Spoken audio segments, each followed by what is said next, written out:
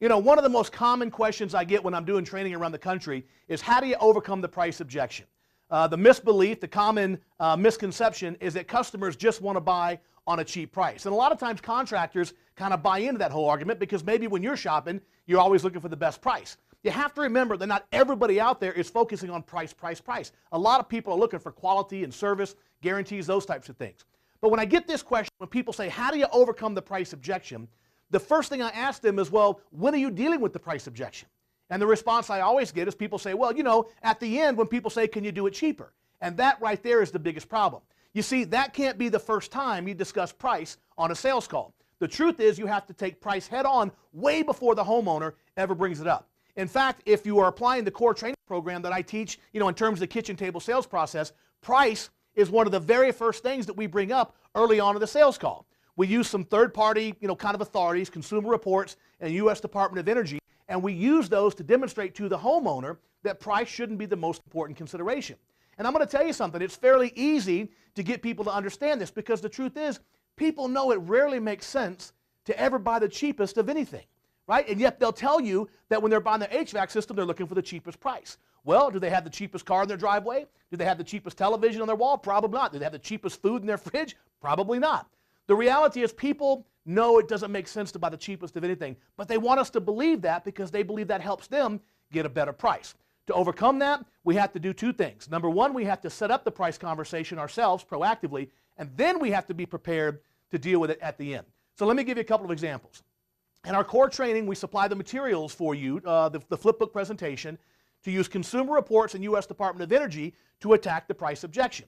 The conversation goes something like this. Mr. and Mrs. Homeowner, a lot of times when people are, you know, making a big decision like this, we like to rely on third-party authorities. In this case, I'd like to share some information with you from Consumer Reports and the U.S. Department of Energy.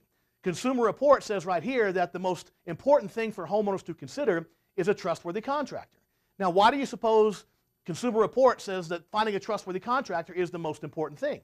That's more important than brand, more important than efficiency, even more important than price. Why do you suppose they say that? Your homeowner will give you some conversation about, you know, it's got to be installed properly, and I'll say absolutely. It's got to be installed properly. In fact, you can take the cheapest equipment in the world and put it in properly, it'll run for many years. You can take the most expensive equipment on the planet and have someone put it in who doesn't know what they're doing, and it won't run properly even for a single day. It's all about finding a trustworthy contractor.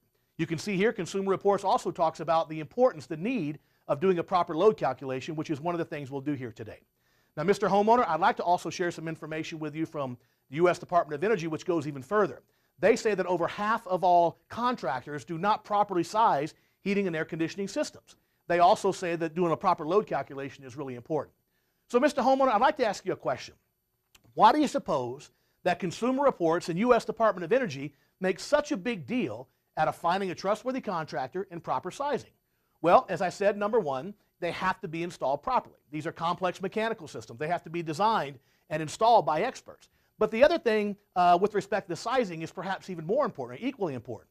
If your system is oversized, you're going to experience what we call short cycling. Kicks on, kicks off, kicks on, kicks off, back and forth it goes. Maybe your current system is doing that. Well, if your system is doing that, it's kind of like your automobile. It's kind of like your car. Think about the efficiency on your gas mileage doing in-town driving versus highway driving. Where do you get the best gas mileage? Exactly, on the highway. This is why we want long, even heating and cooling cycles so you can get the efficiency these systems are designed to deliver. But think about the wear and tear on your car on the in-town driving.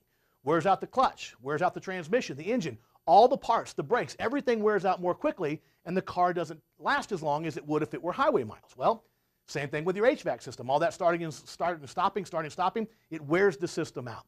So the reality is it's critically important that your system is designed and installed by a trustworthy contractor and that it's properly sized. Now, Mr. and Mrs. Homeowner, I'd like to ask you a simple question. Do you agree or disagree with Consumer Reports and U.S. Department of Energy that finding a trustworthy contractor and properly sizing the system is as important, perhaps even more important, than a cheap price? Now, they can hardly argue with you because they just read the articles with you, right? They're right there in front of them. Now, sometimes people, when you ask them that question, you know, do you agree? They'll say something like, well, you guys really sound expensive. And when they do that, I just say, no, not really. We find ourselves very competitively priced given our level of quality and service. And then I move on. But what happens, I get my homeowner to make that concession that they agree with me that there are other factors more important than price. Now, it takes some practice to have this conversation and do it the right way, but when you get skilled at it, when you become a professional at dealing with it, then in terms of professionalism with your communication skills, you can easily get your homeowner to agree that finding a trustworthy contractor and proper sizing is as important, perhaps even more important, than a cheap price. Now you're prepared to deal with the price objection when it comes up at the end of the sales call. Now when somebody says to me, well, yeah, I would like to go with you, but man, you're $1,000 more expensive than the other guy, I can simply say the three most powerful words in sales. Earlier you said, Mr. Homeowner, earlier you said you agreed with Consumer Reports and the U.S. Department of Energy that proper sizing of your system and finding a trustworthy contractor was as important, perhaps even more important than that cheap price. Has that changed in our time together? And all of a sudden they're going to be like confronted with their own words, and sometimes they'll get nervous and say, well, I don't know, it's just a lot of money. And as soon as they stop talking, just say, no, I understand, but with your permission, I'd like to go ahead and start the paperwork. And you ask for the order again. That's how you deal with the price objection.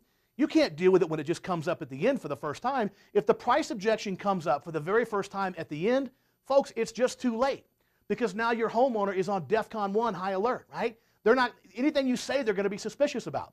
You have to get them to agree up front that price is not the most important, and then remind them of what they told you if they bring it up again at the end. It's a very, very powerful part of the core training. Now, by the way, if you haven't been through our core training, this is one of the reasons it's so important to be a premium EGI member, because as part of the EGA Contractor University, you get access to my mindset training, all of my sales training, all the programs that Drew Cameron and Gary Ellis have developed in terms of pricing and service department and service agreements, everything you could possibly want. So you have to study the core programming to understand these things, but it's critically important you devote yourself to that time.